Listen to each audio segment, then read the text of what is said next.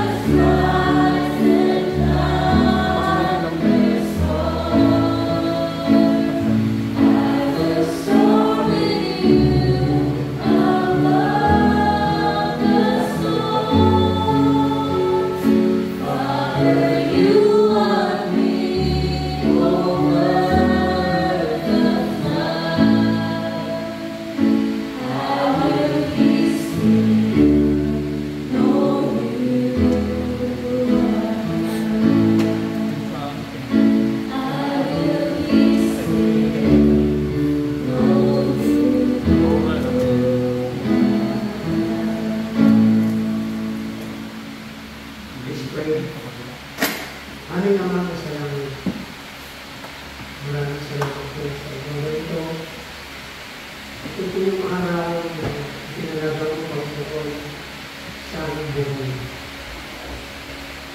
Upang ang aming paglilingkod sa Panginoon at maging dapat at maaaring sa Panginoon sa aming Panginoon.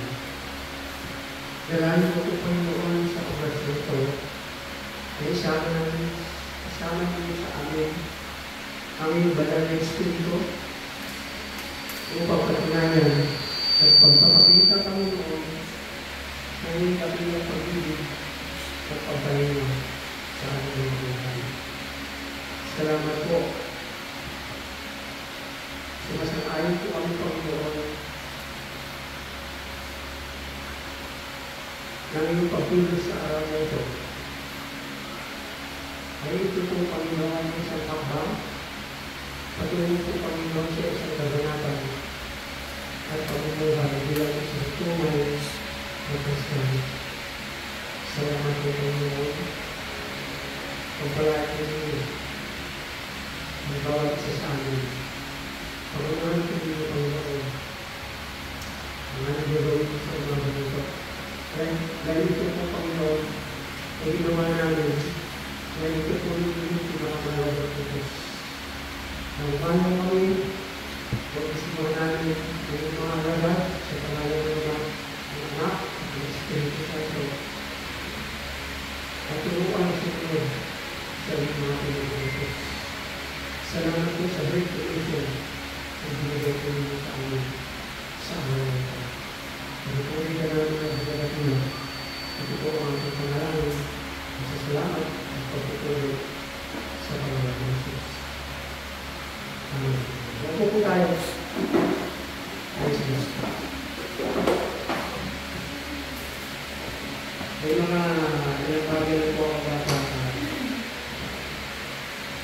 sa lihit kayo para kayo po ay mag-desisyon. Ang water baptism po ay hindi po desisyon ng pastor. Ito po desisyon ninyo ayon sa puro ng ating Panginoon. Kaya pag-isahin po natin ito. Tinuruan tayo ng Panginoon, kaya mo ng aga.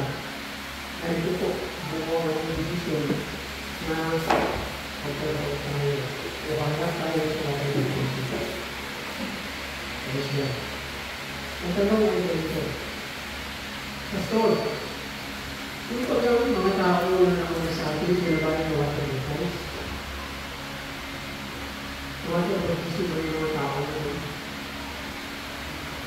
na nauna sa atin.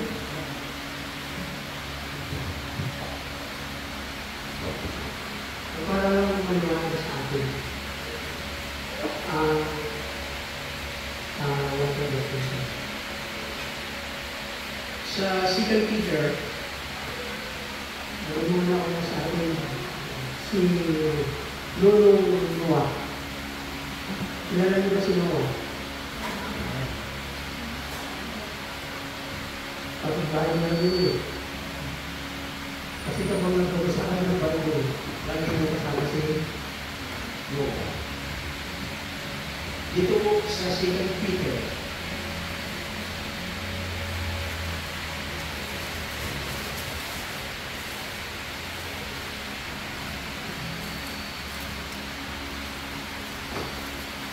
Peter chapter 2.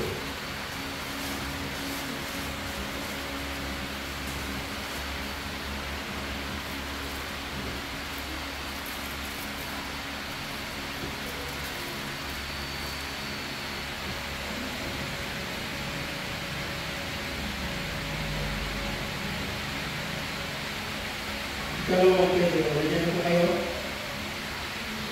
O unang Pedro. First Peter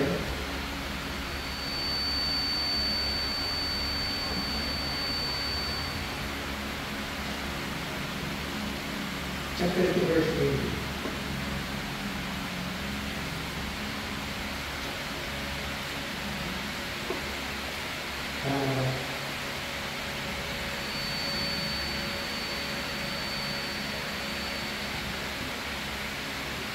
Pakibasa.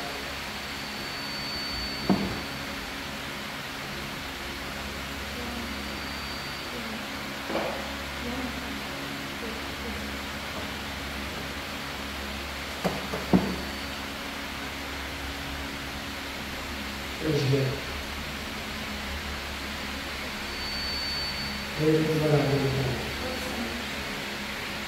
First Peter chapter 2.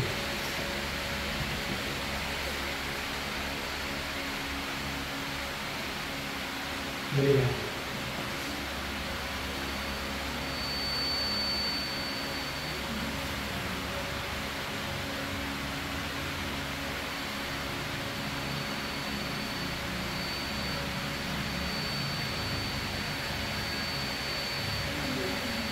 Praise the Lord.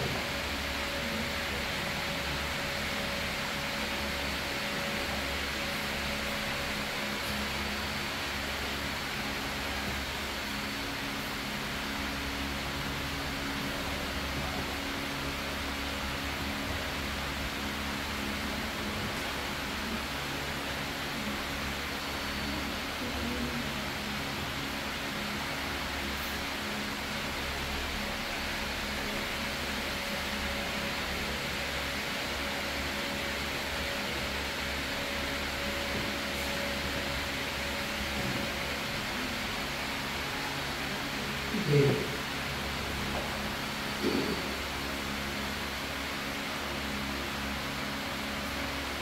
First Peter chapter 2,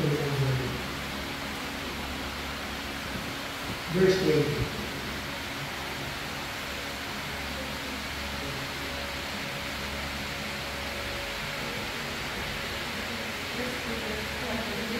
Chapter 3, verse 8. Hindi na natin sinuha ko sila. Kaya, sabi dito, verse 20, sabi ng bahagyan, verse 20, nung panahon ni Noah, samantalang ginagawa nito ang malaking bago, ilang tao o tao lamang ang naligtas sa lahat. Kaya natin yung panahon ni Noah nagkaroon ng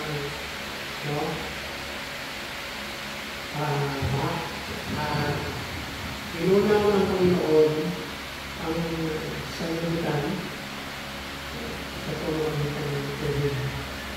Hindi yung sanlibutan ng mga tao sa sanlibutan para ma-address ang kasalanan. But iniwan po ng Panginoon yung pamilya nila kasi sinuwa lang ang nananalig ay pananampalataya sa Panginoon. Kaya po napakahalaga po ng ating pananalig sa ating Panginoon. So, iniwan niya ang walang tao ito. Sino ito? Si Noah, yung kanyang wife, yung kanyang tatlong anak, at ang kanilang mga asawa. Kaya sabi sa Bible, sabi ni Peter, 8 katao na ang naligtas. At doon ay nagsimula ang water baptism. Nabaptize sila. Pero ang baptismo sa kanila ay dahil one year na sila ay panutang-utang doon mismo sa loob ng barko na ginawa ng Noah, doon sila nabaptize. Sabi dito sa 21,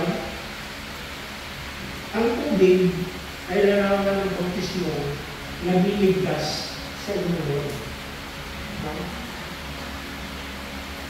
Ibang tayo doon sa panahon nyo. Bagamat ang tubig sa mga masasama ay nagbibigay ng hatol at kamatayan sa kanila. Pero sa mga matutuwid, ang tubig ay nagbibigay ng kaligtasan.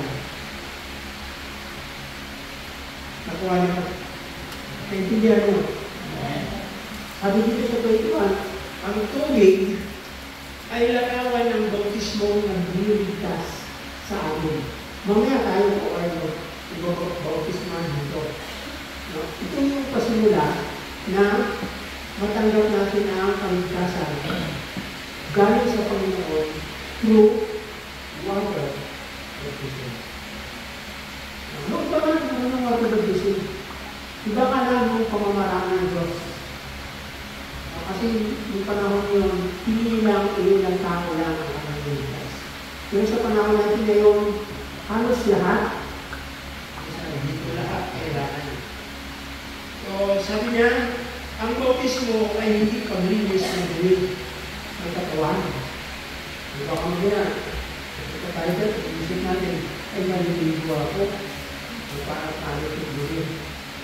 Yung dumi na sinasabi dito, hindi yung literal ng dumi.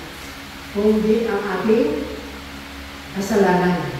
Kasi ang kasalanan ang siyang nagpaparoon sa atin. But this morning, through water baptism, itong dumi ito ay tuhugasan ng ating Panginoon. Praise God, no? So, makita natin dito, kung hindi isang pangako sa Diyos, buhat sa isang malinis na buhay, iniligtas tayo ng bautismo sa pamamagitan ng pagkabuhay ni Jesus. Makita natin ang bautismo pala ay hindi paglilinis. Ang bautismo ay kaligtasan. Kaligtasan. Kaya pagkatapos natin ilubog-lubog mo sa tubig, ang ating kasalanan ay hinugasan na. Tayo ay ligtas na. Pastor, paano yan kung magkasala pa ako ulit? Kaya kung minsan yung iba, hindi nakarating. Kasi kapag sila nagkasala, sinusumbatan sila ng kanilang budget. Budget na tao. Sa mababang na salita. Conscience. Yun ang budget, conscience natin. Sabi namin yung nila, hindi nakuha rin kasi nagkakasala na naman ako eh. Nakuha niya, naisip niya ba yun yan? Nawag-baptize ka na, tinanggap mo yung Panginoon, meron ka ng bagong buhay, pagkatapos nagkasala ka. Kaya ang gagawin mo, dahil sa nagkakasala ka, sabi mo, hindi na ako akin, nagkasala na ako. No. Kapag tayo nagkasala, tumili tayo ng forgiveness. Kapatawaran. Hindi tayo kapatawaran sa ating Panginoon. Yan ay pagpapakita na tayo ay hindi na nabubuhay para sa ating sarili. Kung hindi tayo ay nabubuhay para sa Panginoon. Nabasa niyo ba yung mga babae na napakabili ng kanilang pamumuhay? Nabasa niyo ba yung isang babae na tinanggal niya ng labi ng ating Panginoon, si Rahab? Nabasa niyo yun? Ako si Ruth? Nabasa niyo ba si Ruth? Sila ay mga Moabita. Si Rahab naman ay babae na nagbibigay ng alin.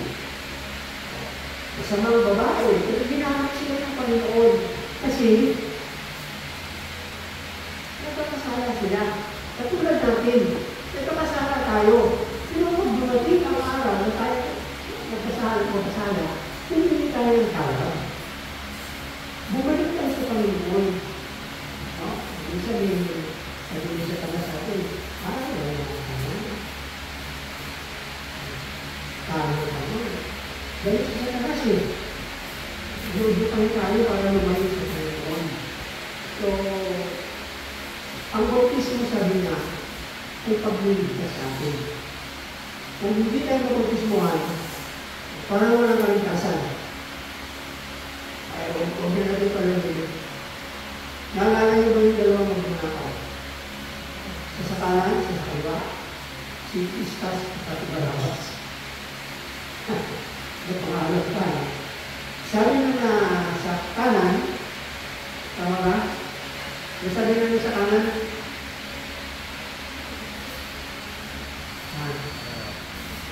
sa kanan pa o sa kaliwa? Sabi na sa kaliwa, kung talaga kayo ang Diyos, iligtas sa sarili mo, pati kami. Nasa kaliwa eh. Sabihin, hindi tama. Hindi ka sa kanan, sabi niya. Kung ano naman dapat para sa akin, kasi masama tayo. yung kanyang belief sa Panginoon is hindi Diyos. Itong tawag ko sa Diyos ng kasalanan. Nung siya magpumpisan, na iba yung kanyang belief. Ano yung kanyang belief? Kung pinipisan niya sa Panginoon ang kanyang kasalanan, binago ng Diyos, itinama ng Diyos ang kanyang paniniwala. Kaya yung pangalawang salita niya, sabi niya, Panginoon, huwag niyo akong kalimutan pagdating ninyo sa ilang kaya. Nabautisman ba siya? Nabautisman siya? Yes. Di ba nagkaroon ng malakas na bumagyo o mulan? Nabautisman siya. So, bautismo na pakahalaga ng water baptism. At yun po yung nais kong makatawanan natin. Kaya hindi na hindi tayo makakabalik. Hindi magiging perfect tayo sa ating buhay ito. Pero kapag tayo nagbalik, dalawang kamay, pagkatanggapin tayo ng ating sa kabataan, pagkatapos ng water baptism, umuwi siya sa bahay nila. Pagdaan siya sa Espirita, nakadaan siya din sa kanyang mga barkada o kaibigan. Naging naman, nagtulungan sila. Water baptism na namin.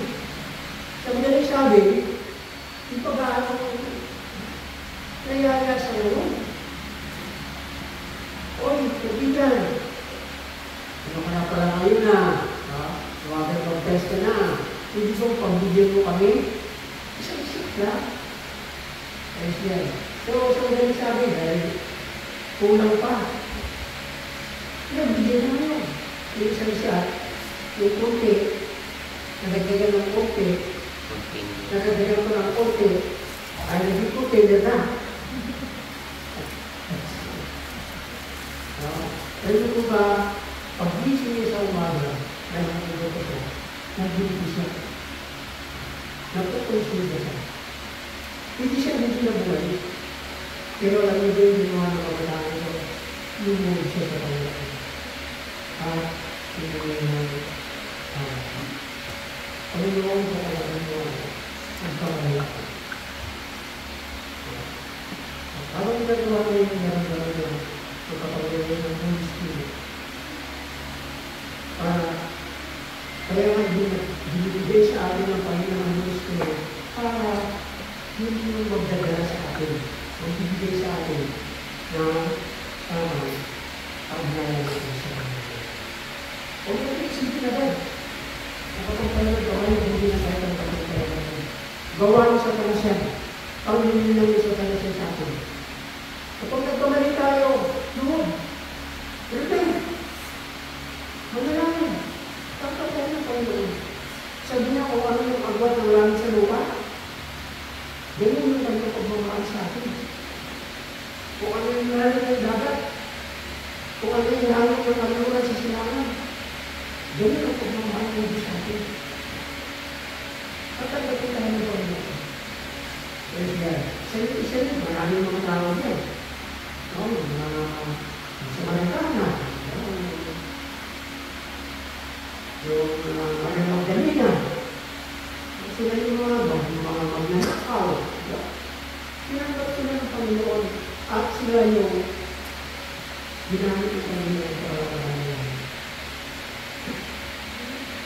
Naligtas. So, makita natin sa dito, sabi niya, at 81, hindi ito pag-linis ng Diyos sa katawan, kundi isang pangako sa Diyos, bungat sa isang malinis na buhay.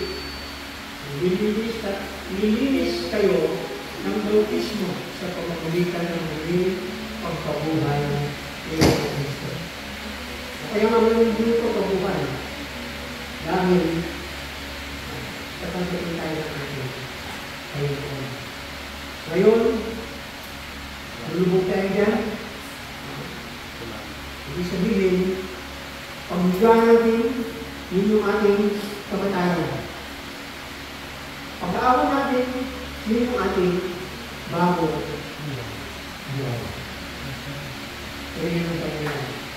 So, makita natin. Ano pa? Ibig sabihin si Noah, pamilya niya ng Bautista. Kaya sila naligtas. Kaya nagbigay ng covenant na nakasunduan ng Diyos sa kanyang pamilya. Kaya sila yung iligtas ng Panginoon. Ano pa? Pastor, yung pang mga Israelita, dahil sa Egypt, nabautismuhan ba sila? Nabautismuhan ba sila? Kasi pinapasakan natin dito yung kaligtasan dahil sa baptism. Nabautismuhan ba sila? No? Praise God. Sa 1 Corinthians, chapter 10, Unang Korinto,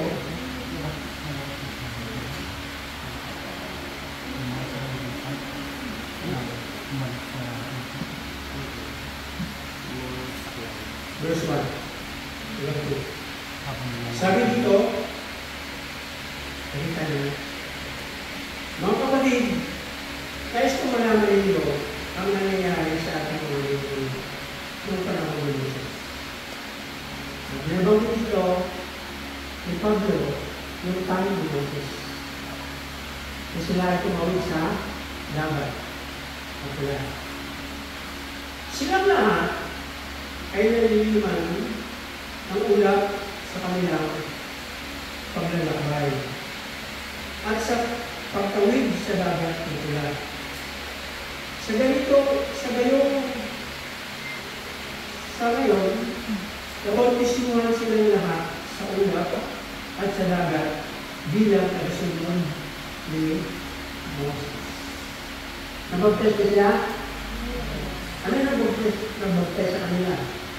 Yung pagtawid nila sa dagat at yung haliging ulap na sumusubaybay sa kanila. Alam niyo ba, nanonood pa nila si Kristo?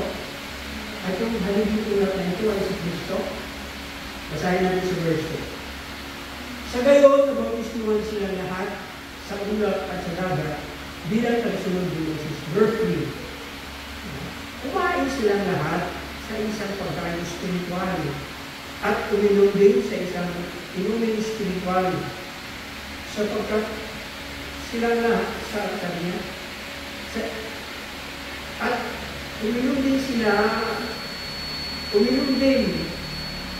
ng isang inumin spiritual sapagkat uminom sila sa batong spiritual na sumusubaybay sa kanila at ang batong iyon ay sino ba ito? Kristo.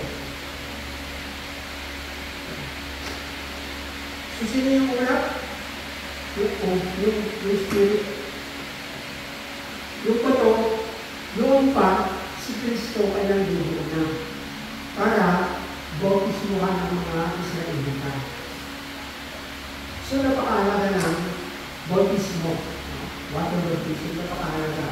Ito ay unang hakbang para tayo ay tumungo sa isang tiyak na kaligtasan. Praise God. Hindi po kayo, bautismuhan tayo kahit tayo sa ating dating ugali.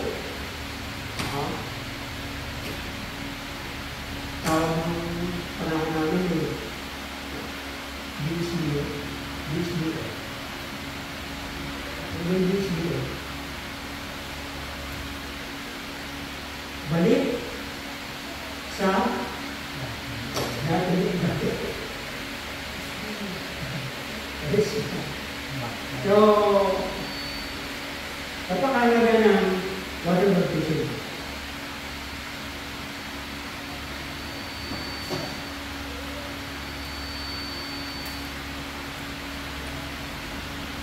Verse 5. Gayon din, di pinalulugdan ng Diyos ang marami sa kanila.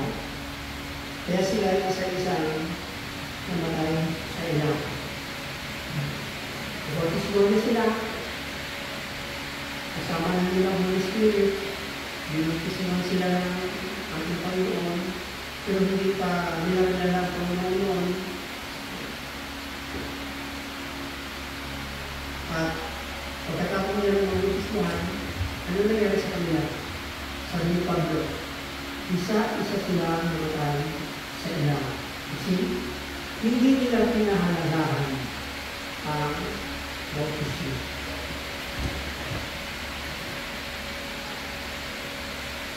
Kailangan ba ito lahat ng bautismo? Yes. Sabi ng Bible. Sa John chapter 3, verse 5, dito ang mga mabasa.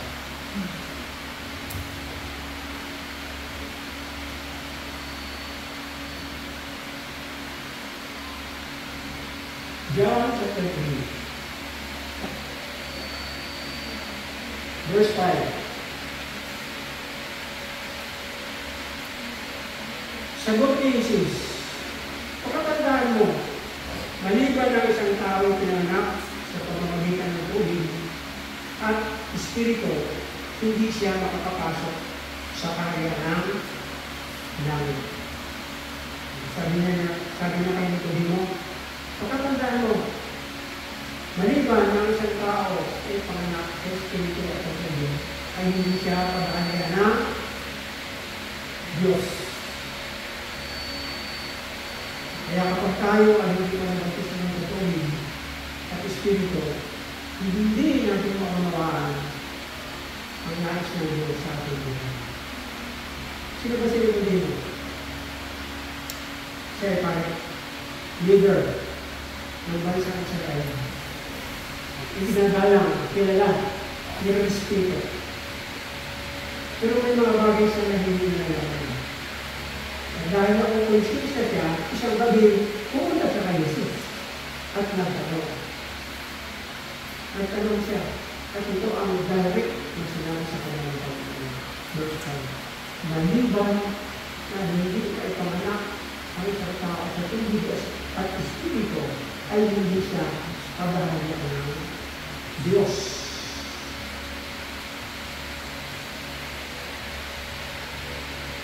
Ang tao, verse 6. Ang tao ipinanganak ay sa laman, ay naman. Kaya hanggat hindi pa natin pinala ang Panginoon, no? Ngayon ating lang iniisip, saya, makalaman. Sarili natin lang yan, ating iniisip. Hindi tayo nag-iisip ng mga bagay patungkol sa spiritual. Kasi ang ating buhay o ang ating pangbuhay ay naman. Bakit tubig? Di ba yung mga babae, no? Di ba sabi ng mga doktor, kapag nagbubutis tayo, yung baby doon sa mga teacher, 70% tubig. Ang pagkatapos ng bigo. So, sa pamamagitan niya, nagbubuhay ng bata. Dito, sa ating sinasabi. Malaki. Hanggang sa ay panganak. Mahalaga yung water. Kasi, diba, sabi ng mga doktor, maraming nanay na napapahamak dahil naubusan ng mahalaga ng tubig. Yun yung ating kapanganakan, physical. Pag ating kapanganakan, spiritual, ang tawag ng Panginoon, kapanganakan spiritual, ano ito? Water. Kaya napakahalaga. Sabi ng Panginoon, ang pinanganak sa mga laman, ang pinanganak sa espiritu. Ito ba para sa atin lang? Sa mga tumangat ko sa Panginoon, sabi dito,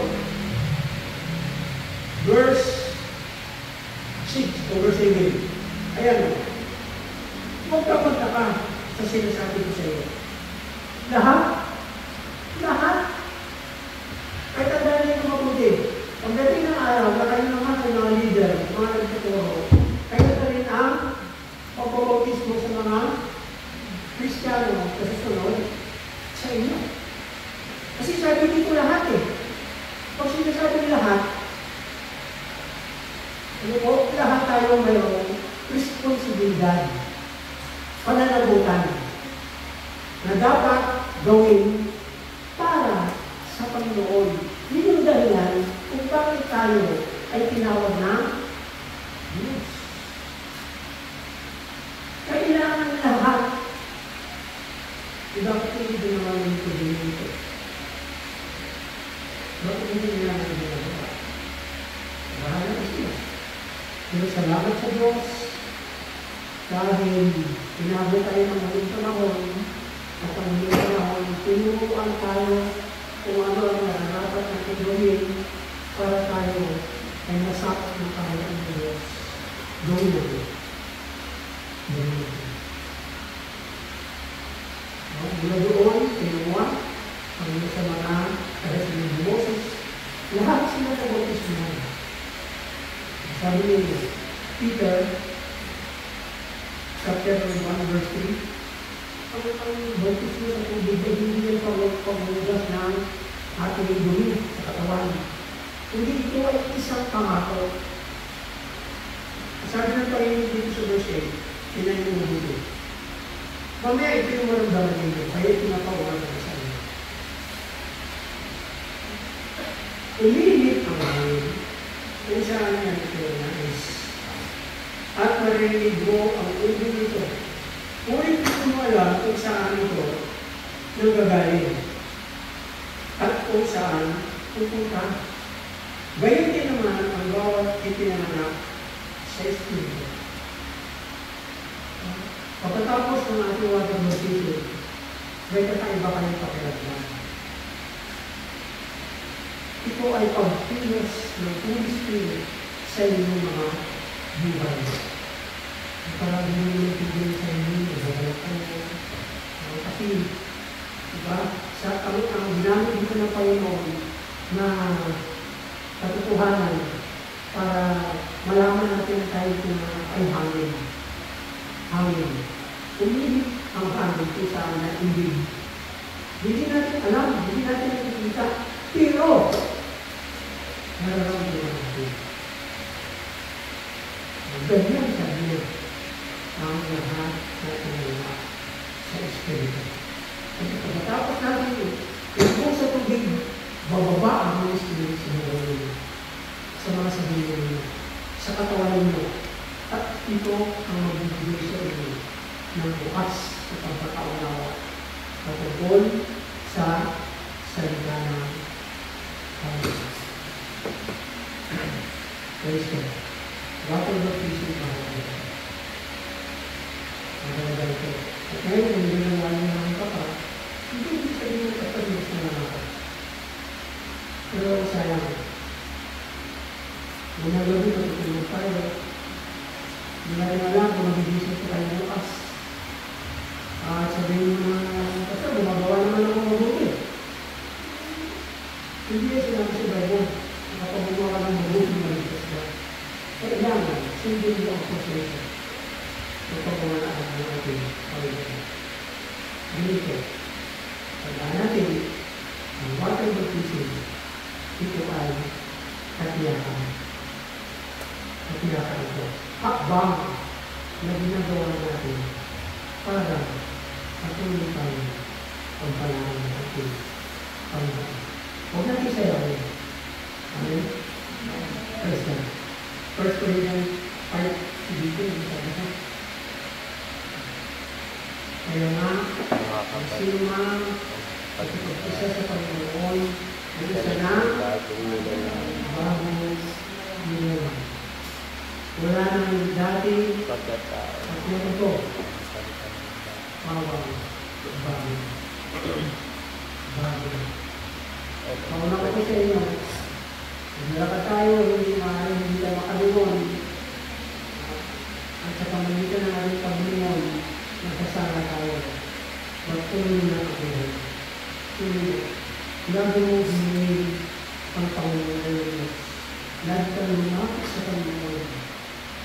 Lagi ka magsisi sa mga kasama. At 1,000% tanggap ka ng ating Panginoon. Bakit? mahalaga ako, mahalaga tayo sa atin. So ngayon mga, unique na kayo. Ito ating nag-click.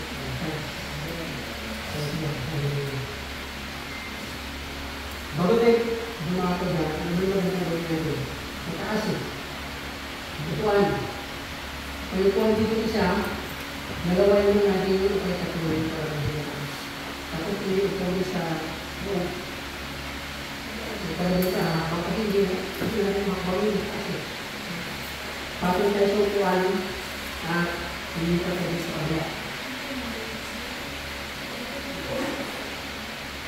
So, upuan nyo bakit mo ba sa tubig at masimula tayo magbuhat ng meditation. Pag lumubog tayo, ano? Lapas.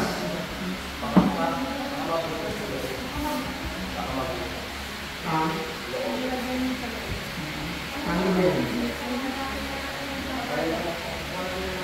Buhatin na yan.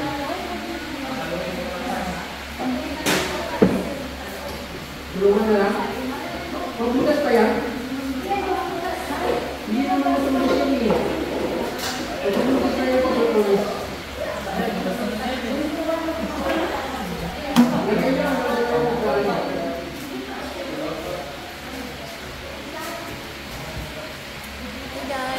Water baptism day. Hindi ka na makikit.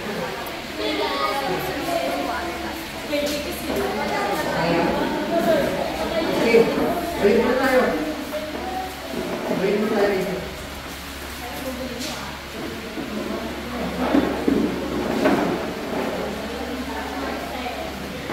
Ilang salita na tayo umungay. Katulad dito. Panginoon, ako po si magiging pangalan niyo. Sa ano na ito,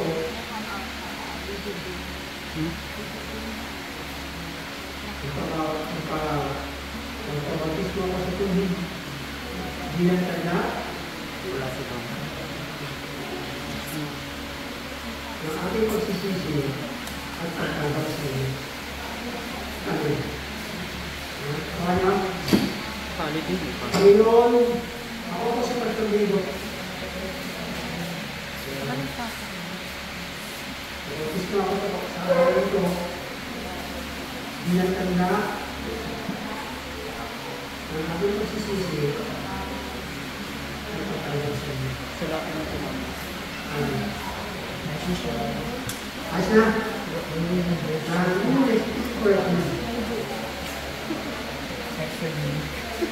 Kawala na. Isa pa. Panginoon, ako po, ang pagiging pangalan ni Panginoon, ako po, ang pagbautismo ko sa tubig sa araw na ito, bilang tanda ng aking pagsisisi at pagtanggap sa iyo. Sarap kayo bilang sa Kawala. Pagkatapos, kasama kami dyan, Huwag lahat.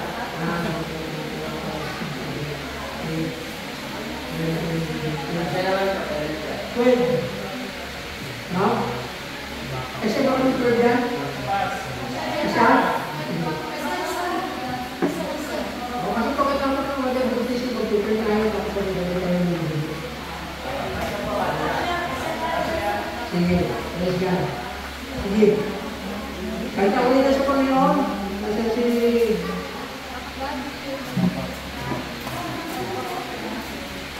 Salamat sa Panginoon. Hindi ba sila yan? Panginoon, araw na ito.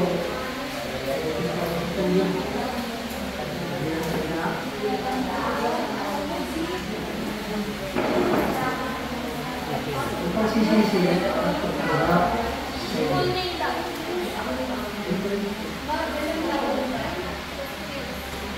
Sa kanya tayo tumayo, manalangin tayo.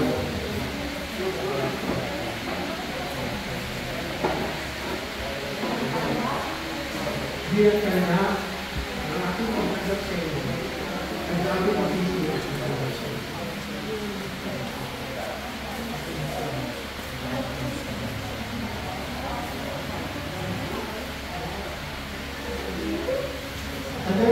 lagi ha, hindi na maligo tayo. O maglasan na yung ating physical na katawan.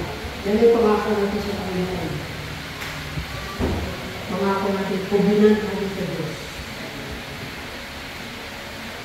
Buhat sa malinis na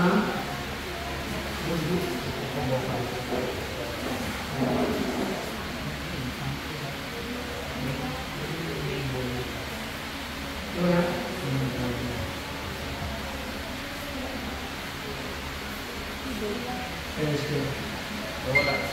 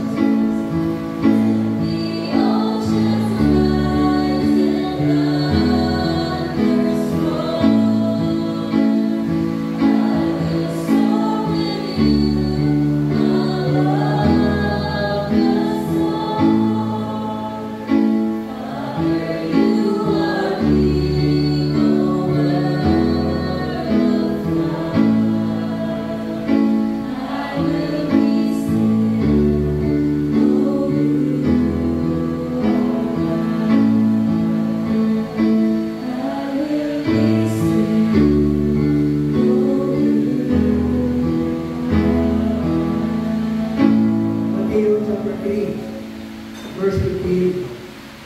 Subalit sumagot si Jesus, hayaan mo na ito mangyari ngayon, sapagkat ito ang nararapat natin gawin upang matupad ang kalooban ng Diyos. Kaya't pumayag si Juan. Nang mabautismuhan siya, tumawag siya sa tubig.